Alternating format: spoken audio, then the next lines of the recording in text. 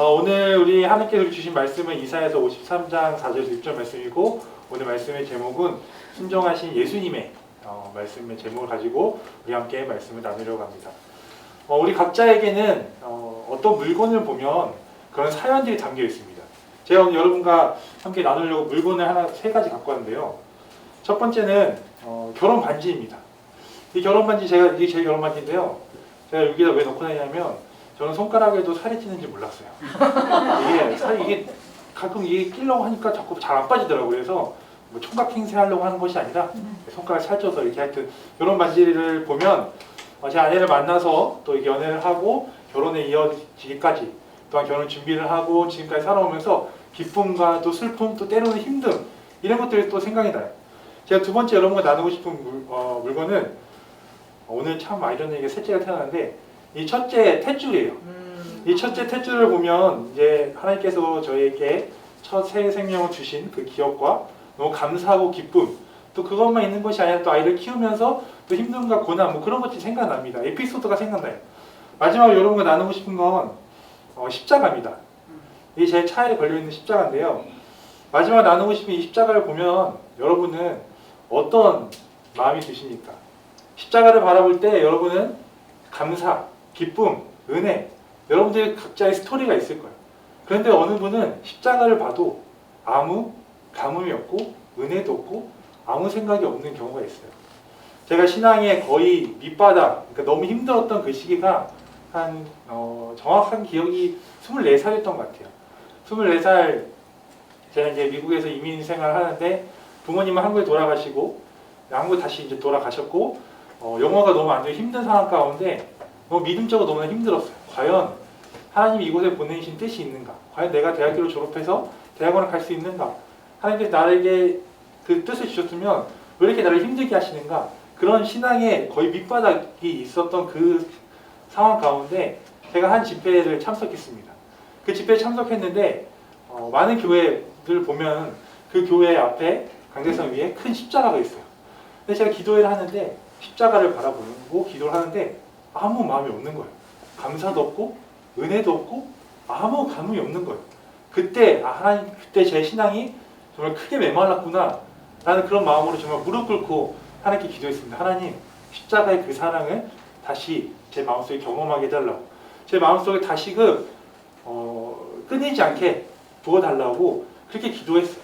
정말 너무나도 감사하게 하나님께서 잊을 수 없는 그 십자가의 사랑을 저에게 그 순간 보여주셨습니다. 저 여러분에게 다시 한번 질문하고 싶어요. 여러분이 십자가를 바라보았을 때 아무 반응이 없거나 여러분의 그 은혜로운 추억이 생각나지 않는다면, 여러분의 믿음적인 그 믿음 생활에 지금 하얀 곡성을 타고 있지 않는지 한번 여러분이 그 마음을 한번 점검해 봤으면 좋겠어요. 그리고 오늘 이 말씀 시간을 통하여서 우리가 십자가를 바라볼 때 무언가 생각났으면 좋겠어요. 감사나 은혜나 또 용서나 여러 가지가 여러분 가운데 생각나길 소망합니다. 오늘 말씀의 제목은 순종하신 예수님이에요. 예수님이 이 땅에 오셔서 하나님께서 말씀하신 모든 것을 다 순종하셨습니다. 그 중에 저는 최정점, 정말 그 순종의 끝은 십자가 순종이 아닐까 하는 그런 마음, 그런 생각을 하게 돼요. 예수님께서 이 땅에 오신 이유도, 그 목적도 십자가 순종이었어요. 마가복음 10장 45절에 보면 이렇게 나와 있어요. 인자가 온 것은 섬김을 받으려 함이 아니라 도리어 섬기려 하고 자기 목숨을 많은 사람의 대속물로 주려 함이니라. 예수님께서 이 땅에 오신 이유는 단 하나예요. 섬김을 받기 위한 것이 아니라 섬기시려고, 또한 목숨을 많은 사람들의 대속물로 주시기 위하여 이 땅에 오셨다는 거예요. 예수님 우리와 확실히 다르셨습니다. 우리는 섬김을 오히려 받으려고 해요. 높은 곳에 올라가서 섬김을 받으려고 노력합니다. 아무도 가지 않는 곳에는 가지 않으려고 하는데, 우리 예수님은 아무도 가지 않는 곳에 굳이 찾아가십니다. 때론 나에게 힘듦을 주고 아픔을 주는 사람을 멀리하는데, 우리 예수님은 죄인을 찾아가셨어요. 우리는 어떻게든 이 땅에서 잘 살려고 노력하는데, 예수님은 이 땅에서 죽기 위해 사셨습니다. 이제 이번 주는 종려주일이고 다음 주가 고난주가 아니고 부활절이 찾아옵니다. 예수님께서 예루살렘에 입성하셨을 때, 예루살렘의 왕이 되셔서 들어가셨을 때, 어떤 분이 이것을 이렇게 표현하더라고요. 예수님께서 예루살렘에 들어가셨을 때 크라운, 이것이 왕관인데요. 왕관을 받기 위함이 아니라 크로스, 십자가를 받기 위함이다. 예수님께서 이스라엘 왕이 돼서 왕관을 받고 그 높은 자리에 올라가서 사람들에게 칭송을 받기 위해서 그 예루살렘에 입성한 것이 아니라 그 나신 곳에서 죽음을 위해서 크로스, 십자가를 받기 위해서 그 예루살렘에 들어가셨다는 거예요. 예수님은 충분히 높은 자리에 오르실 수 있었습니다. 예수님은 충분히 편하게 살다가 누리며 이 세상을 떠나실 수 있었어요. 그러나 예수님께서는 하나님의 말씀에 순종하여 십자가를 지셨습니다. 저와 여러분과 오늘 함께 십자가에 대해서 말씀을 나누려고 합니다. 이 십자가 말씀을 통하여서 우리가 십자가에 대한 뜨거운 마음이, 그 사랑이 여러분 가운데 타오르기 소망합니다. 세 가지로 나눌 텐데요. 첫 번째, 순종의 십자가는 감사입니다. 감사예요. 각 나라의 시대마다 벌을 처벌하는 방법들이 있다고 합니다. 제가 몇 가지 찾아봤는데요. 고대 중국에서 가장 끔찍한 처벌이 능지처참이라고 합니다. 많이 들어보셨죠? 능지처참. 우리 옛날 사극 보면은 사지를 다 묶어서 우리 말이 이렇게 찢어지는. 근데 그게 원래 능지처참의 원래 그 벌은 그 좀 잔인할 수 있겠지만 그 몸의 끝을 3cm씩 자르는 거예요. 점점 자르는 거예요. 고통스럽게 그 사람을 처벌하는 거죠. 이것뿐만 아니라 로마 시대에는 능지처참보다 더 끔찍하고 잔인한 형벌이 바로 십자가형이었습니다. 그러면 누가 십자가 형벌을 받을까요? 가장 높은 십자가 형벌이기 때문에 그때의 가장 최고의 죄, 살인이 될 수 있고 정말 끔찍한 죄를 지으면 십자가 형벌을 받게 되는 거예요. 사랑하는 성도 여러분, 예수님은 죄가 있으셨을까요? 유일하게 죄가 없으신 분이 바로 우리 예수님이세요. 요한복음 8장에 보면 너무나 잘 아는 말씀, 가늠하다 잡힌 여인을 두고 많은 사람들이 둘러 모읍니다. 둘러 모아서 이 돌을 던져서 그 여인을 벌 주고 이제 죽이려고 해요. 그때 예수님께서 말씀하시죠. 이 중에 죄가 없는 사람은 돌을 던져라. 어떻게 됐어요? 모든 사람이 다 돌을 내려놓고 다 떠나고 오직 예수님과 그 여인만 남았어요. 예수님은 죄인이 아니셨어요. 그런데 십자가를 지셨다는 거예요. 제가 이 말씀을 준비하면서 한 가지 발견한 것이 있습니다. 바로 예수님의 침묵이었어요. 예수님께서 이제 빌라도 법정에서 서셨어요. 여러분 다 아시는 말씀이죠. 서기관들과 바리새인들이 예수님을 어떻게든 그 십자가형을 어떻게든 벌을 내리시기 위해서 다 모였습니다. 빌라도가 사람들한테 물어봐요. 이 예수님이 무슨 죄를 지었냐? 사람들이 그 죄를 찾지 못해요. 빌라도도 찾지 못해요. 그때 빌라도가 예수님께 얘기합니다. 어떻게든 변명이나 해봐라. 어떻게든 너가 죄인이 아니라는 것을 얘기해봐라. 라고 이렇게 얘기합니다. 그때 예수님께서 마가복음 15장 5절 이렇게 말씀하세요. 예수께서 다시 아무 말씀으로도 대답하지 아니하시니 빌라도가 놀랍게 여기더라. 침묵하셨어요. 억울하셨을 거예요. 저 같았으면 정말 억울했을 거예요. 무언가 변명을 하고 무언가 증거를 내밀면 십자가형 어떤 벌도 받지 않을 수 있었어요. 하지만 예수님께서는 침묵하셨어요. 왜요? 이 땅에 오신 목적, 대속물 주기 위해서. 이 땅에 오신 목적, 우리의 죄를 대신해서 십자가에 달려 돌아가시기 위한 그 순종을 위해서 예수님께서는 침묵하시고 십자가형을 대신 받으셨다는 거예요. 변명하지 않으셨어요. 우리의 죄 때문에 십자가에 달려 돌아가셨기에 우리 예수님께 감사해야 된다는 거예요. 오늘 우리가 함께 읽은 말씀, 우리 함께 이 말씀 함께 읽어볼까요? 시작. 우리는 다 양 같아서 그를 행하여 각기 제 길로 갔거늘 여호와께서는 우리 모두의 죄악을 그에게 담당시키셨도다. 뭐라고 말씀하시죠? 모두의 죄악이라고 말씀하세요. 너의 죄악, 나의 죄악 이렇게 구분하는 것이 아니라 모두의 죄악이라고 말씀하고 계시는 거예요. 예수님께서는 우리를 위해서 모두의 모든 죄를 지고 십자가에 달려 돌아가셨습니다. 제가 서두에 그 집회 얘기를 했었는데요. 예수님께서 십자가를 지고 가셨는데 대개 한 50km라고 얘기합니다. 그 십자가가. 근데 제가 그 집회에서 이제 십자가 사랑을 뜨겁게 경험하고 엉뚱한 걸 한번 해봤어요. 뭘 했냐면 예수님이 얼마나 그 십자가가 무거우셨을까? 그래서 이 벽에 대고 제가 이게 십자가처럼 이렇게 하고 기도를 해봤어요. 이렇게 하고 기도하고 있어요. 벽에 딱 제 몸을 다 기대고 이게 십자가를 이렇게 하면서 얼마나 그 십자가의 무게가 무거웠을까라고 하는 그런 엉뚱한 생각을 하면서 이렇게 기도를 하고 있었습니다. 그런데 팔이 아픈 것이 아니라 어깨가 아픈 것이 아니라 다리가 아픈 것이 아니라 마음이 아팠어요. 제 마음이 너무나 아팠습니다. 그때 조금이나마 깨달은 것이 있어요. 십자가의 그 50kg의 무게가 무거워서 예수님께서 힘드셨던 것이 아니라 우리의 모든 죄를 지고 가셔서 그 죄의 무게가 참 무거웠구나 라는 것을 깨닫게 되었어요. 사랑하는 성도 여러분, 큰 죄만 예수님께서 지고 돌아가신 것이 아니라 우리의 모든 죄, 그리고 우리가 생각하는, 우리가 따지고 있는 크고 작은 모든 죄를 예수님께서 지고 십자가에 달려 돌아가셨습니다. 그러게 우리는 감사해야 돼. 우리 때문에, 나 때문에 십자가에 달려 돌아가신 그 순종의 십자가에 감사하는 여러분들에게 소망합니다. 아멘. 예수를 믿는 사람들은 이렇게 고백해야 돼요. 갈라디아서 5장 24절에 보면 그리스도 예수의 사람들은 육체와 함께 그 정욕과 탐심을 십자가에 못 박았느니라. 아멘. 우리가 계속해서 죄를 지을 수밖에 없는 죄인이에요. 그렇기 때문에 우리는 계속해서 우리의 죄를 십자가에 못 박고 우리의 죄를 예수님께 나아가 회개해야 된다는 감사를 넘어서 여러분 하나님 예수님께 나아가 보혈의 피로 회개함으로 용서받는 여러분들에게 소망합니다. 제가 들은 말씀 중에 아주 의미 있는 말씀이 있어요. 한번 같이 읽어볼까요? 함께 읽어볼게요. 시작. 사람은 죄를 지을 수 있으나 지울 수는 없다. 우리 사람은 죄를 지을 수는 있어요. 그러나 그 죄를 지울 수는 없습니다. 그렇게 우리는 어떻게 해야 돼요? 예수님의 보혈의 피로만 우리가 죄사함을 받을 수 있어요. 요한일서 1장 9절에서 이렇게 말씀하고 있어요.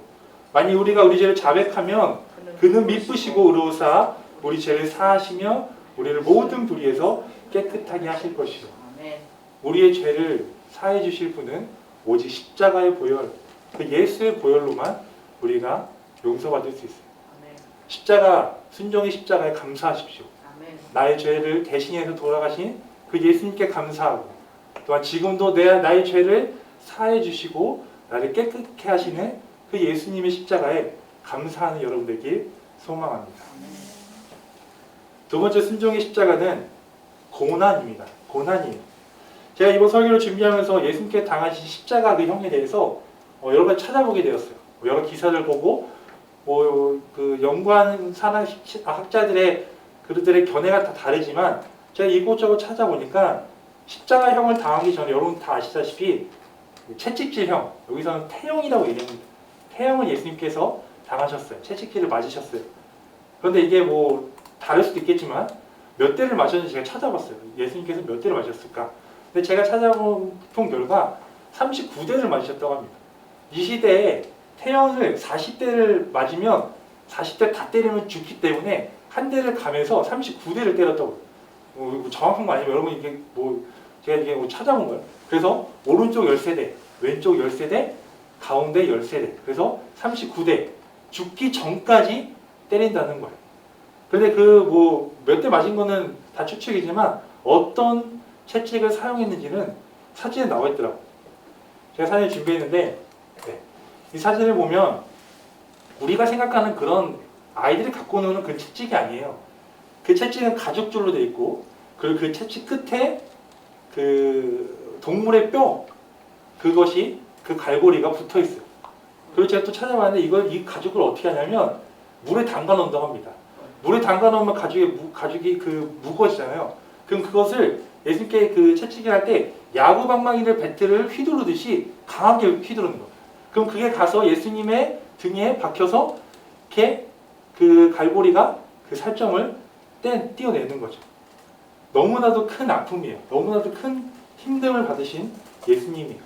그렇기 때문에 제가 이것을 보면서 이 채찍을 보면서 예수님께서 그 십자가의 길을 가는 그 가운데에 왜 그 시몬이 대신 구레네 시몬이 대신 지었는지를 알게 됐더라고요.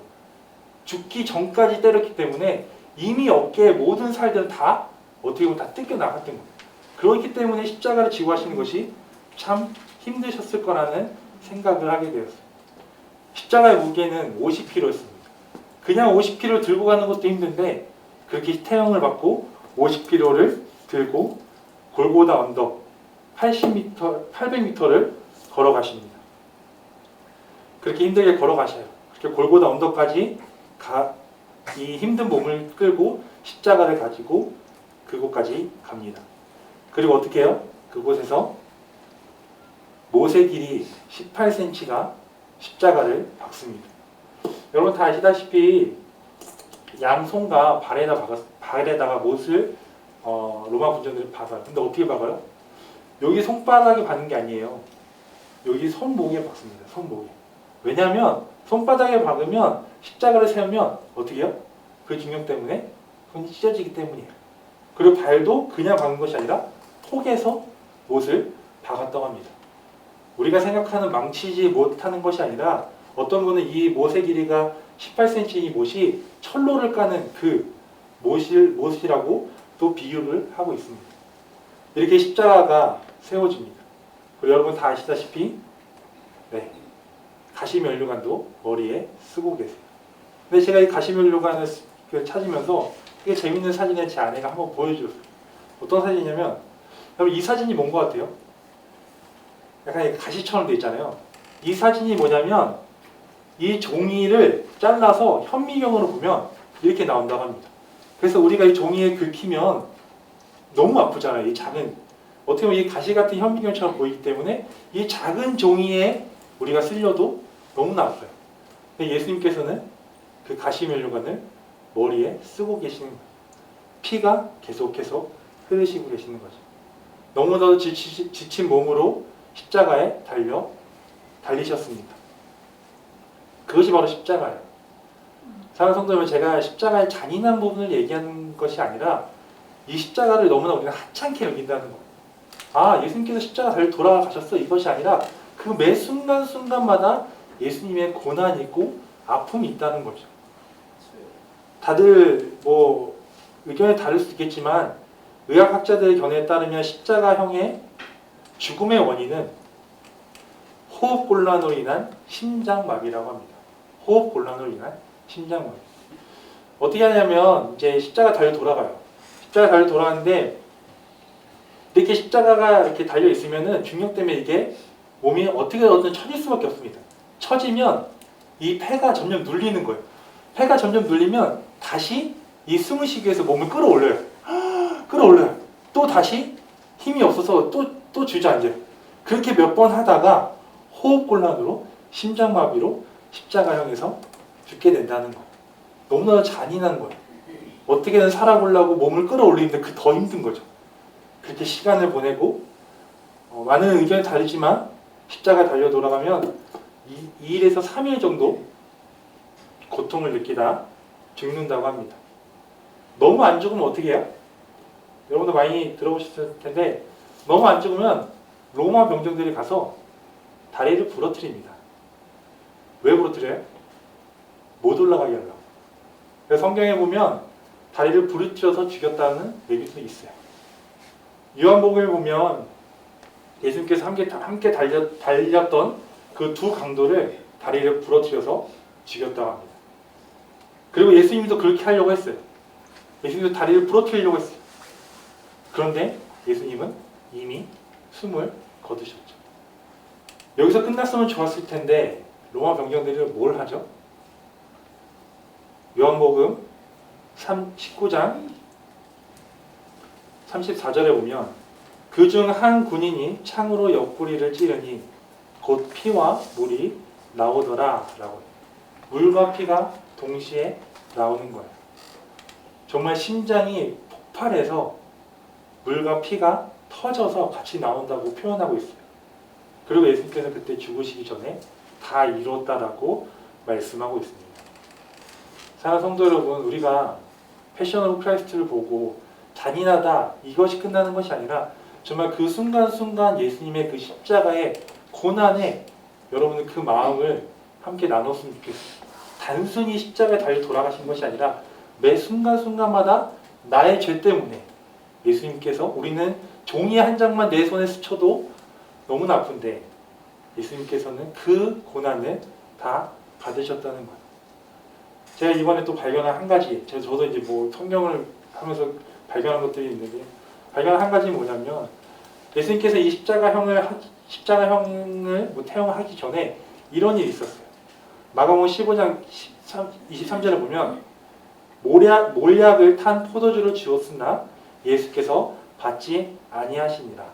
이 몰약이 뭐냐면 이 몰약 안에 약간 마약 같은 이런 뭐 이렇게 성분이 들어있습니다. 그래서 너무 힘드니까 어떻게든 조금이나마 고통을 줄이기 위해서 몰약을 탄 포도주도 줬지만 예수님께서는 그것을 마다하셨어요. 아내가 오늘 출산해서 이런 비유가 맞을지 모르겠지만 해산의 고통을 입을 때 무통주사 맞은 분은 뭐라 하는 거 아니에요? 무통주사 안 받고 그 해산의 고통을 그대로 받는 거예요. 예수님께서도 조금이나마 그들의 호의를 다 무시하시고 그 십자가의 그 고통을 전적으로 다 받으신 거예요. 왜요?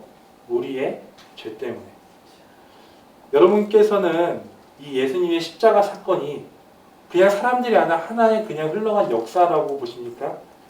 아니면 나의 마음에 심장을 터지게 할 만한 그 사건입니다. 제가 반복해서 얘기하지만 잔인함을 얘기하는 게 아니에요. 그 예수님의 고난에 여러분도 동참하길 소망합니다. 그 고난을 기억했으면 좋겠어요. 하찮은 값없는 은혜가 아니라 값비싼 은혜를 여러분 마음속에 새겨놓길 소망합니다. 오늘 함께 읽은 말씀 같이 한번 읽어볼게요. 시작. 그가 찔림은 우리의 허물 때문이요 그가 상함은 우리의 죄악 때문이라. 그가 징계를 받음으로 우리는 평화를 누리고 그가 채찍에 맞음으로 우리는 나음을 받았도다. 아멘. 그가 찔림은 우리의 허물 때문이라고 말씀하십니다. 그가 상함은 우리의 죄악 때문이고 그가 징계를 받음으로 우리는 평화를 누리고 그가 채찍에 맞음으로 우리는 나음을 받았다라고 얘기하고 있어요. 사랑하는 성도 여러분, 예수님의 그 십자가의 그 고난의 길, 다음 주 이제 고난 주간이고 또 부활절이 오는데 그 십자가의 그 고난을 여러분 마음 깊이 새기길 소망합니다. 마지막 세 번째, 순종의 십자가는 사랑입니다. 사랑이에요. 죄 없으신 예수님께서 그렇게 그 고난, 그 힘든 고난을, 그 고통을 받으신 이유는 단 하나예요. 우리를 사랑하시기 때문이에요. 하나님께서 우리를 너무나 사랑하셔서 하셨던 일이 뭐예요? 요한복음 3장 16절. 하나님이 세상 이처럼 사랑하사 독생자를 주셨으니. 하나님이 우리를 너무나 사랑한 독생자 예수 그리스도를 주셨습니다.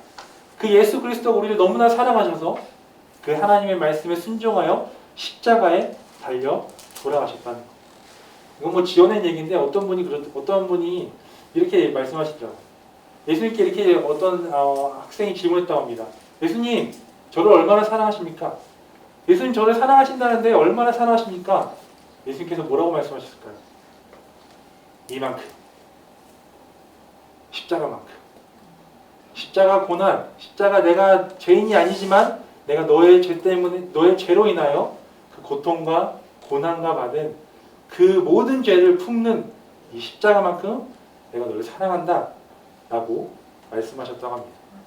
사랑하는 성도 여러분, 예수님께서 영광 받기 위해서 유명한 사람 되기 위해서 십자가 지신 것이 아니라 여러분을 사랑하셔서, 저를 사랑하셔서 예수님께서 십자가에 달려 돌아가셨어요.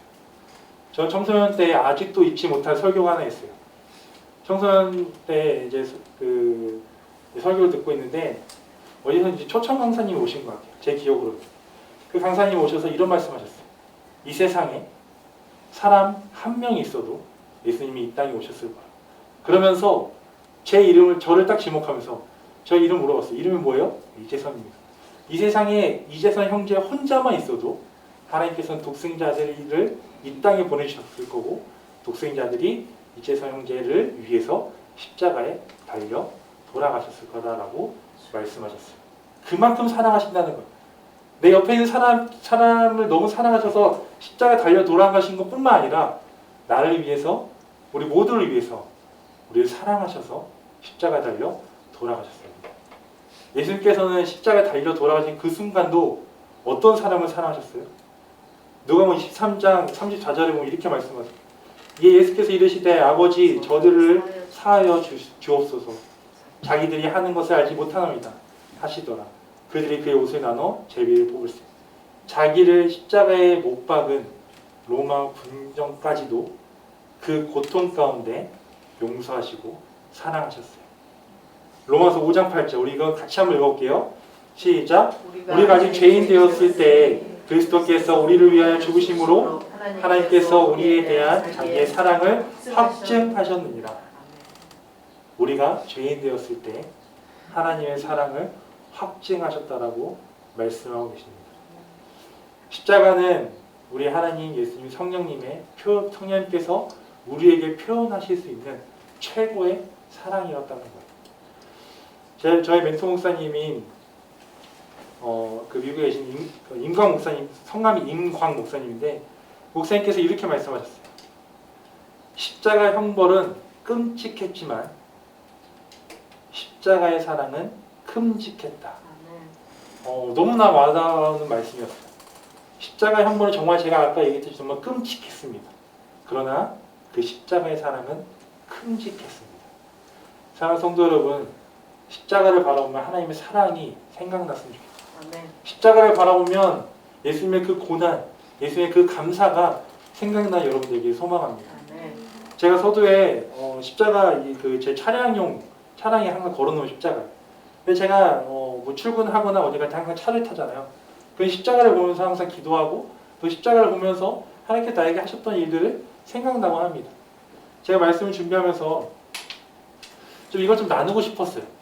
그래서 여러분에게 이것을 좀 하나씩 좀 드리고 싶은 마음을 주셔가지고 준비해 왔어요. 그래서 여러분 돌아가시면서 하나씩 가져가시는데 차량에 놓든 제가 이걸 제 그 전 교회에 있는 친구에게 선물해 줬는데 그 집의 문고리에 걸어놨더라고요. 자기가 문 열고 나가면서 그 십자가를 기억한다는 거예요. 사랑하는 성도 여러분, 여러분 삶 속에 늘 십자가를 기억했으면 좋겠어요. 고난주간만, 부활절만 그 예수님의 십자가를 기억하는 것이 아니라 매일매일 그 십자가를 기억하는 여러분들에게 소망합니다. 내가 갖고 있는 소중한 물건, 그것이 바로 십자가가 되기에 소망합니다. 이 시간 마지막 말씀 함께 읽고 우리가 찬양하고 기도하고 마칠 텐데요. 우리 갈라디아서 2장 20절 함께 읽을게요. 시작. 내가 그리스도와 함께 십자가에 못 박혔나니 그런즉 이제는 내가 사는 것이 아니요 오직 내 안에 그리스도께서 사시는 것이라. 이제 내가 육체 가운데 사는 것은 나를 사랑하사 나를 위하여 자기 자신을 버리신 하나님의 아들을 믿는 믿음 안에서 사는 것입니다. 아멘. 이 말씀을 마음에 품고 우리 함께 그 사랑 함께 찬양하는 여러분들에게 소망합니다.